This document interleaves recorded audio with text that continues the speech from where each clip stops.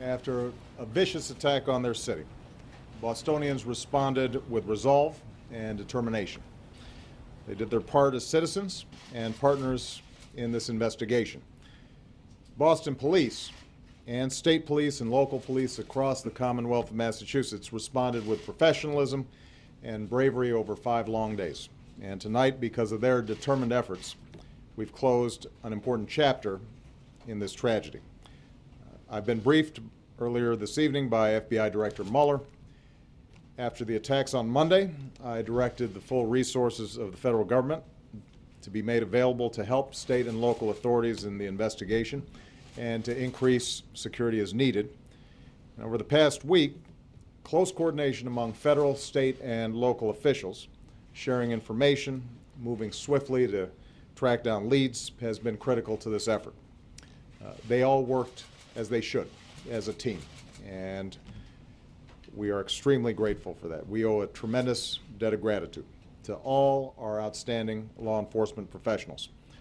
These men and women get up every day, they put on that uniform, they risk their lives to keep us safe, and as this week showed, they don't always know what to expect. So our thoughts are with those who were wounded in pursuit of the suspects, and we pray for their full recovery. We also send our prayers to the Collier family, who grieved the loss of their son and brother Sean. He was born to be a police officer, said his chief at MIT. He was just 26 years old. And as his family has said, he died bravely in the line of duty, doing what he committed his life to doing, serving and protecting others. So we're grateful to him. Obviously, tonight there are still many unanswered questions.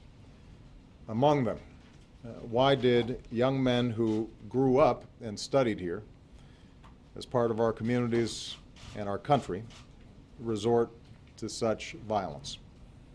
How did they plan and carry out these attacks, and did they receive any help? The families of those killed so senselessly deserve answers. The wounded, some of whom now have to learn how to stand and walk and live again, deserve answers. And so I've instructed the FBI and the Department of Homeland Security and our intelligence community to continue to deploy all the necessary resources to support the investigation, to collect intelligence, and to protect our citizens. We will determine what happened. We will investigate any associations that these terrorists may have had, and we'll continue to do whatever we have to do to keep our people safe. One thing we do know is that whatever hateful agenda drove these men to such heinous acts cannot prevail. Whatever they thought they could ultimately achieve, they've already failed. They failed because the people of Boston refused to be intimidated. They failed because, as Americans, we refuse to be terrorized. They failed because we will not waver from the character and the compassion and the values that define us as a country, nor will we break the bonds that hold us together as Americans. That American spirit includes staying true to the unity and diversity that makes us strong, like no other nation in the world. In this age of instant reporting, tweets, and blogs, there's a temptation to latch onto any bit of information, sometimes to jump to conclusions. But when a tragedy like this happens, with public safety at risk and the stakes so high, it's important that we do this right. That's why we have investigations. That's why we relentlessly gather the facts. That's why we have courts. And that's why we take care not to rush to judgment, not about the motivations of these individuals, certainly not about entire groups of people. After all, one of the things that makes America the greatest nation on earth, but also one of the things that makes Boston such a great city, is that we welcome people from all around the world, people of every faith, every ethnicity, from every corner of the globe. So as we continue to learn more about why and how this tragedy happened, let's make sure that we sustain that spirit. Tonight we think of all the wounded still struggling to recover. Certainly we think of Crystal Campbell, we think of Ling Su Lu, we think of little Martin Richard.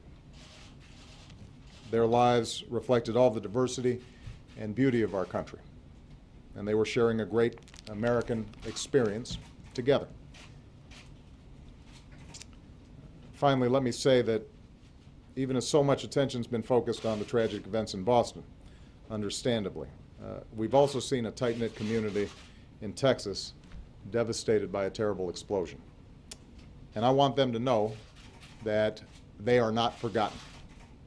Our thoughts, our prayers are with the people of West Texas, where so many good people lost their lives. Some lost their homes. Many are injured. Many are still missing.